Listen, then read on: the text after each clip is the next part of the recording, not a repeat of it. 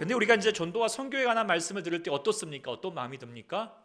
사실 이제 부담이 되는 게 사실일 것입니다.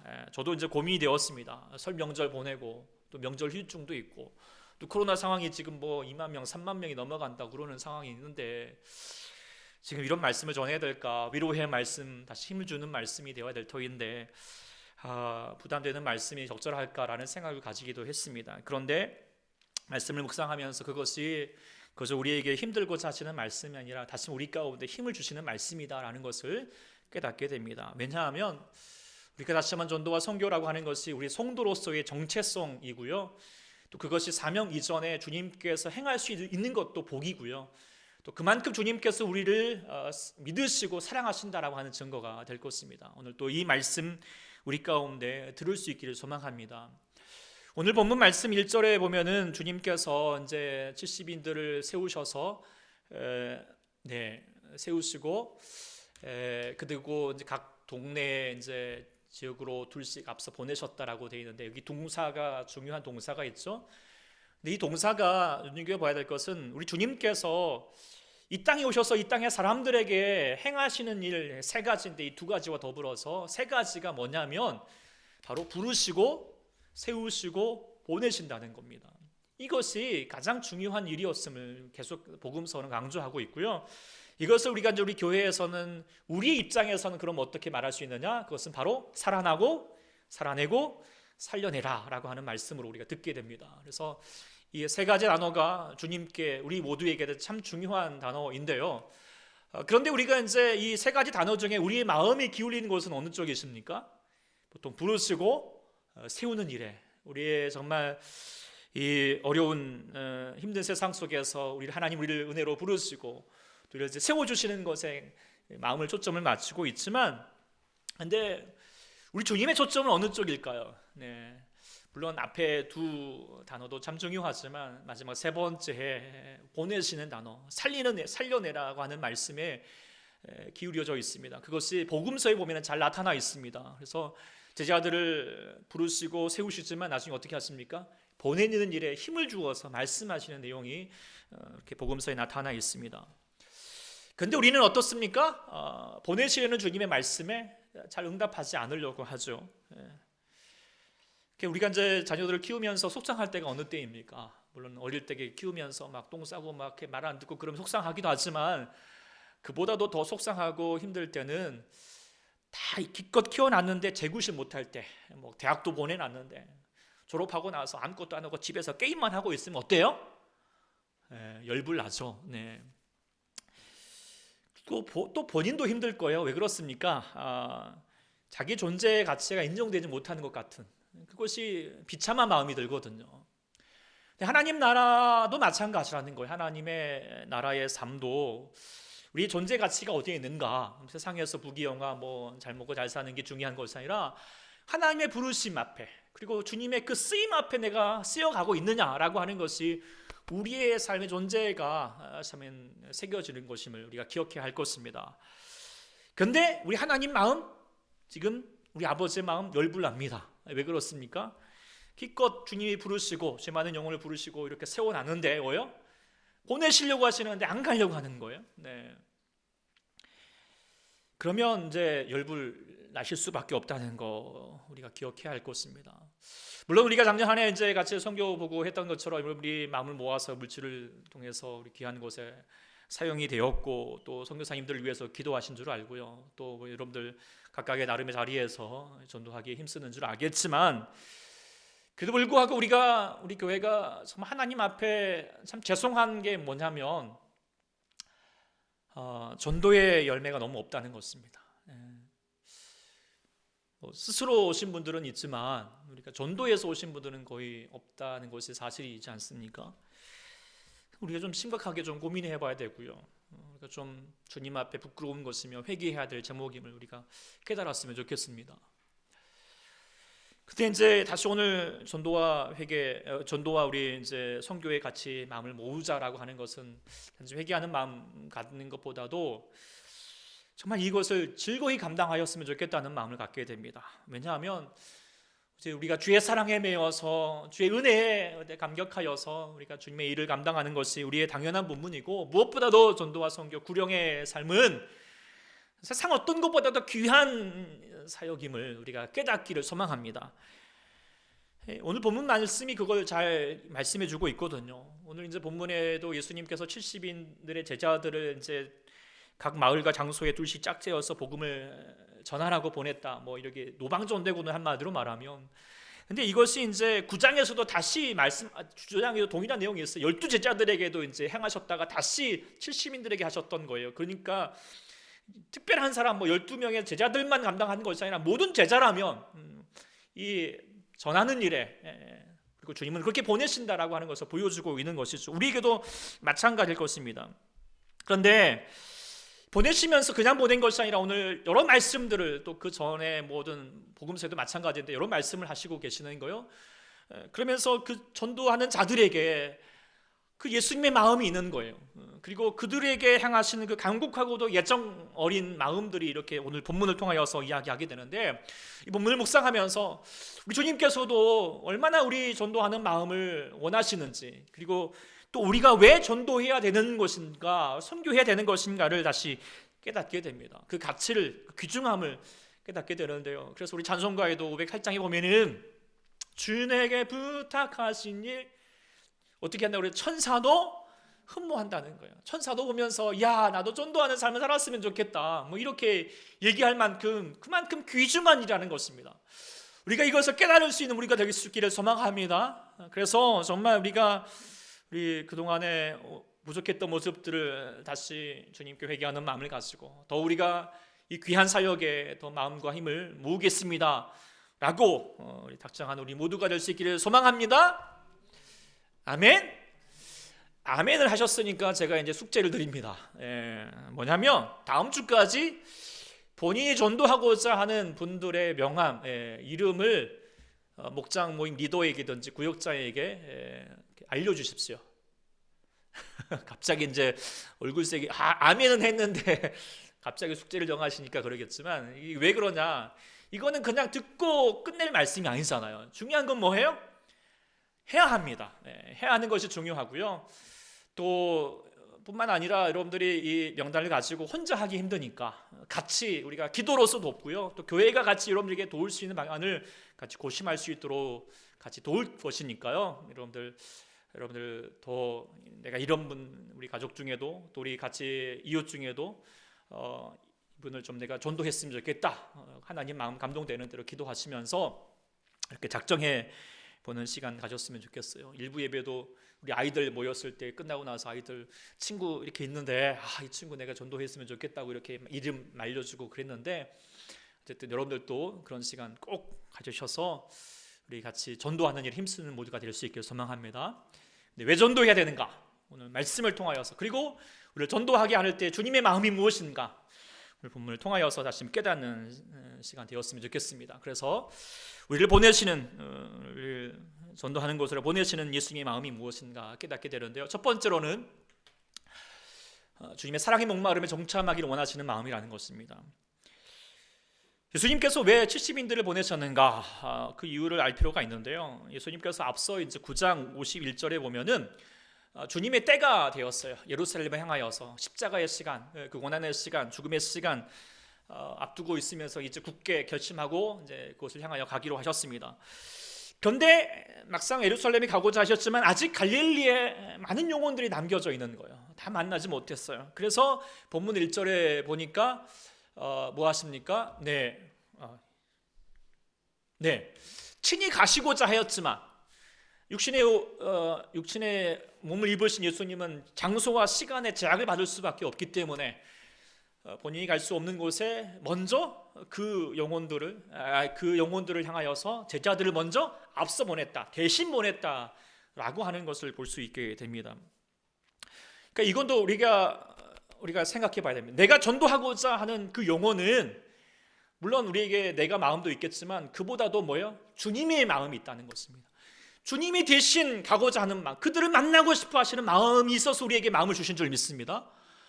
그래서 우리는 대신 주님보다 앞서갔다라고 하는 것에 대한 우리의 전도대의 마음을 자리가 있다라는 것을 기억해야 할 것입니다. 그런데 몸만 가는 것이 중요한 것이 아닙니다. 무엇이 같이 가야 되느냐? 주님의 마음이 같이 가라는 것이죠. 그래서 예수님께서 제일 첫 번째 하셨던 말씀이 무엇입니까? 추수할 것은 많되 일꾼은 적으니 그러므로 추수하는 주인에게 청하여 추수할 일꾼들을 보내주소서 하라라는 거예요. 그게 무슨 뜻이냐면, 자, 이제 주님이 보내셔서 가긴 갔어요. 근데 가보니까 주님이 추수할 일꾼이 너무 많은 거예요. 주님의 기다리는 마음, 주님의 그 사랑과 복음이 간절한 영혼들이 많다는 겁니다. 그래서 이제 그 마음을 깨닫고 나니까, 주님, 이제 이 많은 영혼들 하나님, 주님 더 많이 필요합니다. 주님 더 보내주십시오. 더 전도해야겠습니다. 라고 하는 그 마음을 갖게 되기를 원하신다는 것입니다.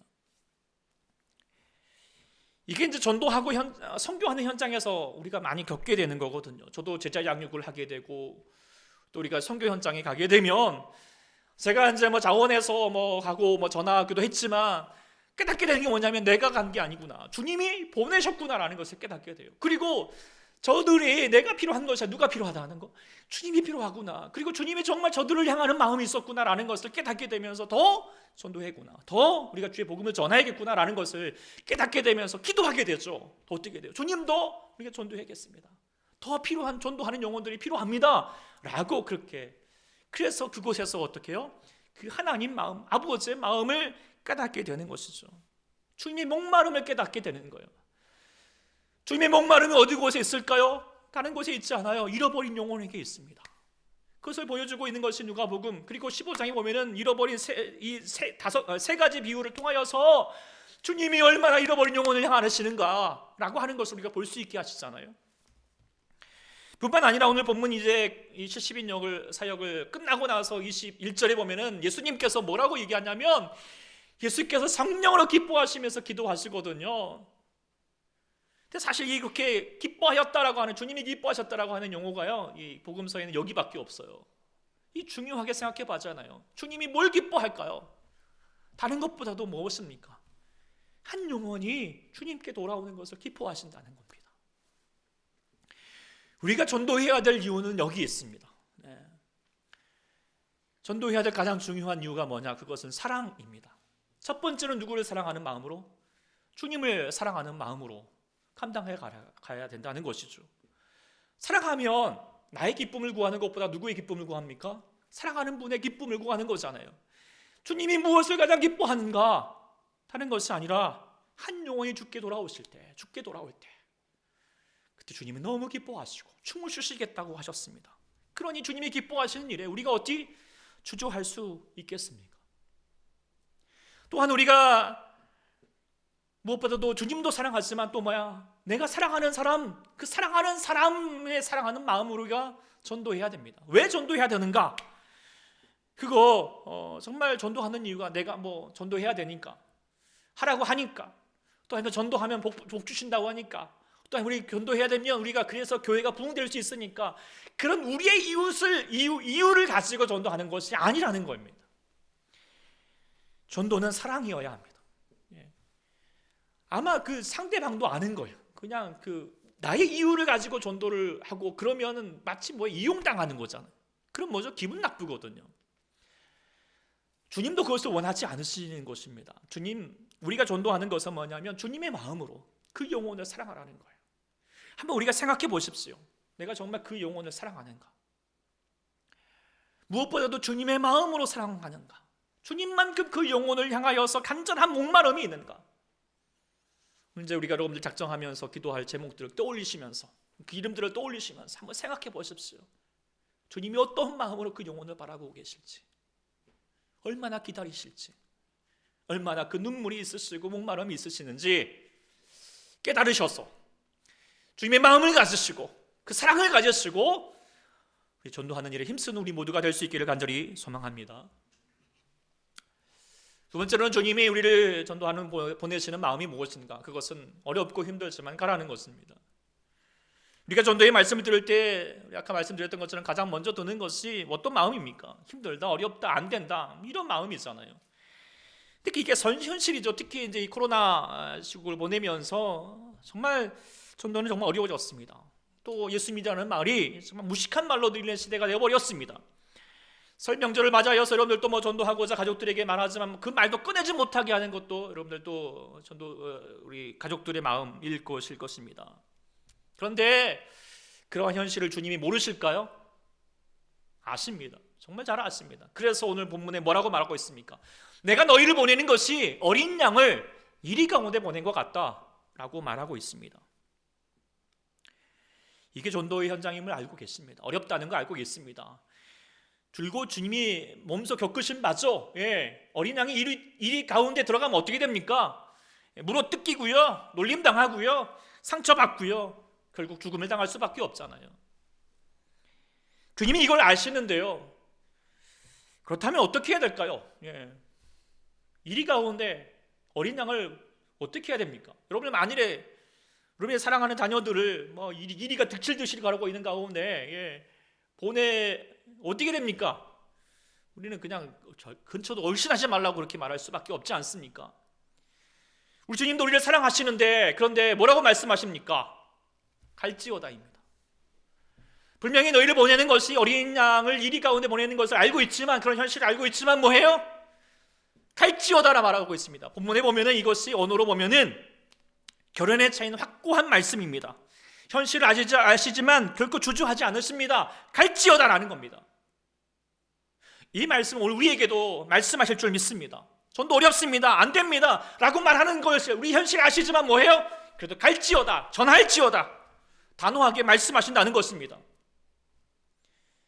저는 뭐 이렇게 막 주저하면서 전도 또 강조하면 또 시험 드실까봐 막 그러지만, 주저하지만 주님은 절대 주저하지 않으세요. 갈지어다, 전하라 말하고 있습니다. 자녀들에게 교회 가자라고 말하면 뭐 짜증 낸다는 거 아시지만, 그래도 주님은 뭐라고 말씀하실까요? 그래도 전하라는 것입니다. 말하라는 것입니다. 직장 동료에게 예수 믿자고 교회 가자고 말하면 이상한 사람 취급받을 거 아십니다. 그러나 뭐라고 말씀하실까요? 갈지어다, 전할지어다. 또 예수님 말씀에 응답하는 자가 될 수 있기를 소망합니다. 그리고 우리는 정말로 이리 가운데 가는 어린 양의 심령으로 가야 되겠어요. 가라는 겁니다. 이리 가운데 어린 양의 심령은 어떤 심령일까요? 가서면 어떻게 된다? 죽는다는 거 아십니다. 그런데 이것이 뭘까요? 복음입니다. 그래서 요한복음 12장 우리 같이 한번 읽어볼까요? 24절 시작. 내가 진실로 너희에게 이르노니 한 알의 밀이 땅에 떨어져 죽지 아니하면 한 알 그대로 있고 죽으면 많은 열매를. 이게 복음입니다. 죽어야 삽니다. 죽어야 살립니다. 내가 죽어야 자녀를 살립니다. 가정을 살립니다. 이웃을 살립니다. 내가 조금도 손해보지 않으면서 나의 체면을 다 세우면서 복음을 전하겠다, 전도 열매 맺겠다, 아닙니다. 안 된다는 것입니다. 하나님의 나라는 말에 있지 않고 능력이 있다라고 말하고 있습니다. 우리가 교회 부흥을 위해서 기도하시는 분인데 주님 뭐라고 말씀하실까요? 뭐라고 응답하실까요? 말만 하지 말고, 기도만 하지 말고 뭐예요? 행하라는 겁니다. 전하라는 것이죠. 자녀들, 가족들 구원하여 주십시오. 기도하셨다면 어떻게 해요? 이제는 담대하게 전하셔야 합니다. 주님이 약속의 가나안 땅을 건너가실 때 그 가나안 땅을 가로막고 있었던 장애물 그 요단강이 있었잖아요. 그때 하나님께서 뭐라고 말씀하셨습니까? 요단강에 들어서라는 거예요. 믿음이 무엇인가? 물이 멈춰야지만 들어가는 것이 아닙니다. 뭐예요? 주님 말씀하시면 물에 빠져도 일단 들어가라는 거예요. 물에 빠져도 죽을지라도 들어가라는 거예요. 그러면 들어가면 어떻게 되죠? 물이 멈춘다는 것입니다. 전도가 그런 것입니다. 상황 다 되고 저 사람 다 우리가 믿을 만한 요건이 다 맞춰갈 때 그때서야 내가 복음 전하겠다라고 하는 것이 아니라는 것입니다. 힘들지만 어렵지만 이리 가운데 있는 심령이겠지만 어떻게 해요? 주님 말씀하십니다. 갈지어다 하면 어떻게 해요? 가겠습니다. 전하겠습니다. 그 심령이 하나님께서 구원의 역사를 이루실 것입니다. 역사하실 것입니다. 그래서 오늘 우리 현실을 아시는 주님 앞에 다시 한번 주님께서 우리 가라고 말씀하실 때 우리가 응답할 수 있는 우리 모두가 될 수 있길 간절히 소망합니다. 세 번째는 우리 주님의 마음이 무엇인가 보게 되면, 묵상하게 되면은 하나님께서 책임지신다는 거예요. 주님께서 어린 양을 이리 땅에 보냄과 같다라고 하였지만 아무런 대책 없이 보내는 것이 아닙니다. 그냥 가서 죽어라, 소위 말하면 개죽음 망하라 라고 하는 것이 아닙니다. 보내실 때는 대책이 있다는 것입니다. 그래서 보내시죠. 오늘 보면 4절에 이렇게 말하고 있죠. 4절에 전대나 안 넘어가네요. 전대나 배낭이나 신발을 가지지 말라라고 그렇게 기록되어 있습니다. 그런데 이 마태복음에는 좀 더 구체적으로 기록되어 있는데요. 안 넘어가는데 보시면 마태복음 10장 9절부터 10절에 보면은 너희 전대에 금이나 은이나 동을 가지지 말고 여행을 위하여 배낭이나 두벌 옷이나 심리나 지팡이를 가지지 말라라고 되어 있죠. 요즘 이제 우리 한국 사람은 특히 더 그렇잖아요. 여행을 할 때, 뭐 산에 갈 때, 등산할 때 장비빨, 그거 많이 채우잖아요. 이거 같이 막 사가지고 막.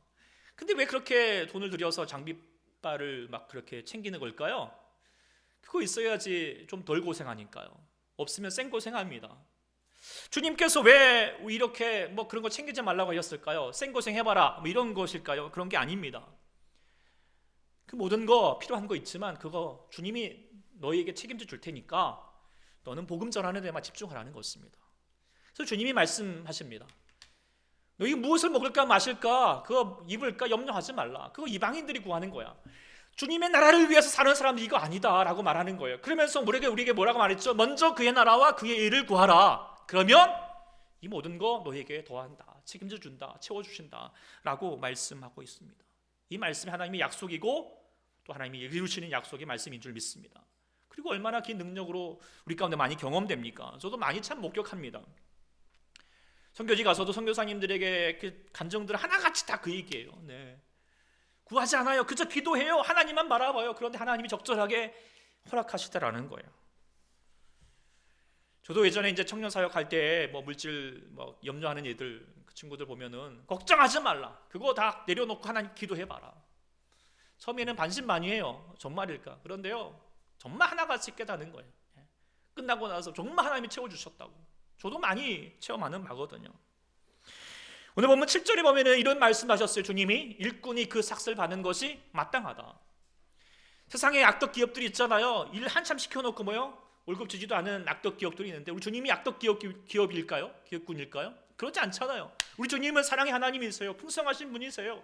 주님 앞에는 공짜가 없다는 거예요. 주님을 위해서 살면 하나님께서 그 모든 삶을 책임주시겠다 말씀하십니다. 할렐루야. 이것이 주님의 약속이 있는 명령이십니다. 그러니까 복음을 전하십시오. 전도하기 힘쓰어 보십시오. 선교하는 일에 여러분을 투자해 보십시오. 주님이 반드시 채워주실 것입니다. 여러분의 가정을 복되게 하실 것입니다. 직장과 기업을 튼튼하게 하실 것입니다. 염려하지 않게 하실 것입니다. 이 능력의 주님을 믿고 의지하여서 다시 한번 복음을 전하는 일에 힘쓴 우리 모두가 될 수 있기를 소망합니다. 세 번째 오늘을 통하여서 우리가 다시 한번 주님을 우리를 보내시는 예수님의 마음이 무엇인가, 그것은 긴박하니 집중하라는 것을 깨닫게 됩니다. 4절에 보면은 이렇게 말씀하셨어요. 길에서 아무에게든지 무난하지 말라는 거예요. 사람들에게 냉대하라는 말은 아닙니다. 무례하게 행하라는 말은 아닙니다. 복음 전하러 가는 길에 이것저것 다 챙기면서 할 여유가 없다는 거예요. 왜냐하면 지금 예수님께서 얼마 있으면 지금 예루살렘에 가셔서 죽음을 당하시고, 그래서 이 땅의 사람들과 더 이상 함께 할 수 있는 시간이 많지 않아요. 마음이 급합니다. 마음이 급하면 어떻게 됩니까? 다 할 수 없습니다. 선택과 집중을 해야 되죠. 그래서 예수님께서 이전에 9장에 보면 여러분들이 이제 주중에 묵상하셨겠지만, 예수님이 이제 예루살렘에 향하여 가시면서 먼저 사마리아 동네를 지나가야 되는데 어떻게 했습니까? 사마리아 사람들이 괜한 트집을 잡은 거 못 오겠어요. 그랬더니 이제 야고보와 이제 요한이 갚아줘야 되겠다고 막 그러면서 이제 막 열불 내고 있을 때 예수님은 그냥 피하셨어요. 예수님이 온유한 마음 때문에 피해가는 것이 아니에요. 더 중요한 것은 뭐냐면 비본질적인 것에 허비하고 싶지 않은 거예요. 그것에 마음 두고 시간 허비할 여유가 없다는 거죠. 그러면서 이어서 따르는 사람들에게 말했죠. 예수님, 내가 따르겠습니다 라고 말할 때 예수님께서 그 따르는 사람들이 그래도 내가 지금 따르기 전에 가족들과 아버지를 장사하고 가족들과 작별할 시간을 달라고 그랬어요. 주님 뭐라고 말했죠? 거절하셨어요. 그러면서 하셨던 말씀이 뭐예요? 손에 쟁기를 잡고 뒤를 돌아보지 말라. 하나님 나라 합당하지 않는다. 네가 지금 복음을 위해서 살고자 한다면 그거 뒤돌아보는 자가 아니다. 그거 다 챙기는 거 아니다. 그거 하나님이 다 챙겨줄 테니까 너 하나님 나라를 향하여서 살아가라는 거예요. 우리의 삶에도 선택과 집중이 필요합니다. 뒤돌아보지 마십시오. 세상 것에 너무 연연하지 마십시오. 복음 위에 비본질적인 것에 괜한 다툼 갖지 말라는 것입니다. 그냥 양보해 버리십시오. 손해보고 좀 보면 어떻습니까? 자존심 좀 상하면 어떻습니까? 우리가 중요한 건 뭐예요? 영혼이거든요. 복음이잖아요. 그 영혼 살리는 일에 있다면 다 양보해도 다 좋다라고 하는 그런 마음 가지셨으면 좋겠습니다. 집중하시라는 겁니다. 특별히 왜 그래야 됩니까? 지금 우리는 긴박한 때이거든요. 어쩌면 이 성경의 시대보다도 지금의 시대가 더 긴박한 때잖아. 예수님 마음이 더 급할 거예요. 마지막 시대이지 않습니까? 그러니까 우리가 한가롭게 할 수 없어요. 가족 구원 언젠가 되겠지? 이런 마음 가질 수 없다는 거예요. 아직 어렵다, 코로나 잠잠해지면 하자, 아니라는 겁니다. 당장 내일일 수도 있다라고 하는 마음을 가지고, 긴박한 마음을 가지고 다른 것보다도 우선순위를 복음 전하는 일에 힘써라. 하나님이 다 책임질 테니까 그것에 너 마음을 집중하여라 라고 하신 주님의 마음, 다시 응답할 수 있는 우리 모두가 될 수 있기를 소망합니다. 마지막 한 가지 더, 다섯 번째는 같이 한번 읽어보겠습니다. 시작. 예수의 이름으로 당당하게 전하라 라고 전하게 됩니다. 5절에 보면은 이렇게 말하고 있죠. 어느 집에 들어가든지 먼저 말하되 이 집에 평안할지어다, 평안할지어다. 이거를 유대인들 히브리 말로 뭐라고 그럴까요? 샬롬 이렇게 말하죠. 샬롬. 우리도 말하면 안녕합니까? 안녕하십니까? 라고 하는 말이겠죠. 근데 단순한 어떤 안녕을 말하는 것은 아니에요. 샬롬이 뭐냐? 모든 것이 정상적인 상태가 되는 거예요. 바른 관계, 하나님 안에서 건강함, 그리고 제자리에 있는 상태를 말하는 거예요. 근데 누구라도 이 샬롬을 다 원하죠. 그러나 마음대로 돼요? 안 되죠. 그런데 우리 주님, 지금 예수님이 보내시면서 너에게 평안할지어다 라고 말하는 이 샬롬은 그냥 샬롬이 아니에요. 그 샬롬, 진짜 샬롬 된다는 거예요. 특별히 오늘 본문에 보면은 어느 집에든지 라고 그렇게 얘기를 했어요. 더 말하면 어느 집에든지. 그러니까 특별한 집에만 되는 것이 아니고, 이렇게 부자 집 아니면 이렇게 가난한 집, 이렇게 배운 사람 못 배운 사람, 흑인 백인 이런 게 상관없어요. 누구에게든지 이 전하는 자가, 보냄을 받은 자가 전하는 이 샬롬은 이루어진다는 거예요. 그러면서 또 되다가 또 뒤에 보면은 6절에 보면은 어느 집에 들어가서든지 그 샬롬을 전하고, 그래요? 아멘, 그렇게 될 줄 믿습니다 라고 하면 그 샬롬이 정말 이루어지고, 안 되면 어떤다고죠? 지만 손해라는 거예요. 또 7절 8절에 뭐라고 말하냐면, 거기서 이제 먹을 걸 주고 감사하면서 이렇게 주면은 거절하지 말고 당당히 먹으라는 거예요. 차려놓은 거 먹으라는 거예요. 절대 비굴하거나 구걸하듯이 하지 말라는 거예요. 당연한 듯이 저자세하지 말고 고자세를 가지라는 거예요. 왜 그럴까요? 네가 전하는 그 샬롬이 진짜거든요. 정말 귀한 거거든요. 가치 있는 것을 전해주기 때문에. 왜 이런 마음이 될 수 있을까요? 그것은 우리가 보내는 자의, 전하는 자의 모습이 아니라 이 보냄을 받은 자의 그분 때문이라는 것을 우리가 깨닫게 됩니다. 본문 1절에 보면 70인들을 보내실 때 그냥 보내지 않고 둘씩 앞서 보냈다라고 되겠어요. 왜 둘씩 보냈을까요? 혼자 가면 힘드니까. 물론 그런 것도 있을 수는 있겠지만 중요한 의미가 있어요. 그것은 증인의 역할을 감당하기 위해서요. 신명기 보면은 증인이 되기 위해서는 정말 필요한, 또 안 넘어가네요. 절대적으로 필요한 사람은 바로 2사람 이상이 있어야 돼요. 그러니까 지금 전도자가 감당할 것은 뭐냐면 자신의 말과 자기의 생각, 물질 전하는 게 아니에요. 어떤 역할이냐면 증인의 역할이에요. 보고 들은 바, 경험한 것을 나타내는 증인의 삶을, 증인의 역할을 할 뿐이라는 거죠. 그렇다면 그 사람들이 무엇을 보고 무엇을 들었고 무엇을 경험했을까요? 다른 게 아니잖아요. 예수님이거든. 그동안 예수님과 함께 먹고 마시면서 그 예수님을 경험을 했거든요. 그것을 과감 없이 둘이 그냥 과감 없이 증인의 모습으로 전해주라는 거예요. 그리고 예수의 이름으로 나가라는 거예요. 너의 이름으로 너의 삶을 전하는 것이 아니라, 세상의 어떤 지식을 전하는 것이 아니라 예수님을 전해주라는 거죠. 그게 복음을 전하는 자의 자세이고, 그 예수님의 이름으로 나가는 자는 당당함을 가질 수 있다는 것입니다. 어떤 것보다도 귀하다는 것입니다. 사람들이 처음에는 관심이 많이겠죠. 예수님을 전하는 게 물론 또 믿음 가진 사람은 그럴 수도 있겠지만 우리 같으면 반신반의겠죠. 뭐 예수님 믿는다고 얼마나 뭐 좋은 일이 있나 라고 그렇게 전했겠지만 70인들이 정말 전하고 나니까 어떤 반응이었습니까? 뭐라고 말합니까? 기뻐하며 돌아와가지고 뭐라고 말합니까? 주여, 주의 이름이면 귀신들도 항복합니다. 야, 주님의 이름이 이렇게 올라오는지 몰랐습니다. 그 예수님의 권세가 얼마나 크고 대단한 것인지 이제야 깨달았습니다. 이걸 경험하고 나니까 이제는 무엇이 생기겠습니까? 이게 다른 데 가서 다른 거 전할 수가 없어요. 이거 짜짠한 거예요. 자기 물질 조금 전해주는 거, 섬겨주는 거, 이거 별건 아니거든요. 더 중요한 게 있다는 거예요. 이게 뭐예요? 예수 이름이에요. 그래서 나중에 사도행전에 뭐라고 말합니까? 베드로가 구걸하는 사람에게 은과 금, 나가 없다. 그러나 너에게 이거 필요하겠는지 몰라도 나에게 정말 중요한 게 있어. 너를 살릴 만한 게 있어. 그게 뭘까요? 나사렛 예수 그리스도 이름이에요.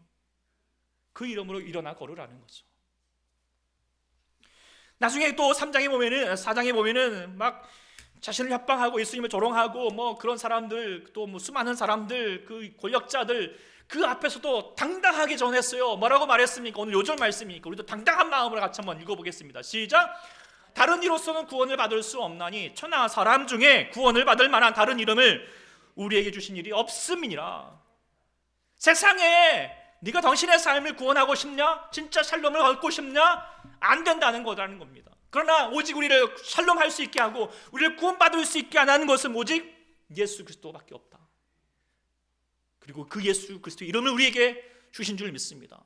그러니 우리는 작지 않습니다. 복음을 전하는 것이 그저 그냥 허망한 것이 아닙니다. 가장 귀하다는 거예요. 예수 이름을 전하는 것은 무엇을 상상하든지 그 상상 이상일 것입니다. 사람들이 예수 믿으면 나냐라고 말할 때 여러분 자신 있게 외쳐야 됩니다. 뭐라고요? 예수 믿으면 다다고. 당신에게 예수 믿는 것이 진짜라고 전할 수 있는 우리 모두가 되어야 한다는 것입니다. 그 권세가 있습니다. 그러니 당당하십시오. 예화를 많이 전해드리고 싶은데 예화도 많은데 뭐 시간이 없어요. 그러나 하여튼 복음을 전하는 여러분들 프라이드를 가지십시오. 어깨를 펴고 당당하게 전할 수 있는 그 귀한 일을 감당하는 우리 모두가 될 수 있기를 소망합니다. 말씀을 맺겠습니다. 복음을 전하기 어렵습니다. 부담이 되죠. 숙제 드렸는데 부담이 되십니까? 그럴 수도 있겠지만 그러나 전해보십시오. 그리고 주님이 우리 가운데 전하시면서 여러분들에게 말씀해 주시고 우리 가운데 주셨던 말씀 우리가 기억하기를 소망합니다. 먼저는 주님 무엇보다도 주님의 마음, 잃어버린 영혼을 향하신 그 사랑의 마음에 동참하는 마음으로 다시 한번 그 영혼을 향하여 가겠고, 비록 어렵고 힘들다는 현실을 아시지만 주님은 주저하지 않고 우리를 보냈습니다. 행하라고 말씀하십니다. 그때 행하는 자가 될 때 주님이 어떻게 하시겠다? 책임지시겠다. 너의 삶을 내가 책임지겠다라고 약속해 주셨고요. 그리고 지금은 긴박한 때이니까 그 영혼을 향하는 마음으로 집중하라고 말씀하고 계시며, 무엇보다도 마지막으로 우리에게 주어지는 것은 다른 것이 아니다. 예수 이름, 예수의 복음이라는 사실을 기억하여서 당당하게 전한 우리 모두가 될 수 있기를 소망합니다. 그 마음으로 행하여 갈 때 우리 주님께서 여러분의 삶 가운데 복음의 역사가, 복음의 열매가 나타나게 될 줄 믿습니다.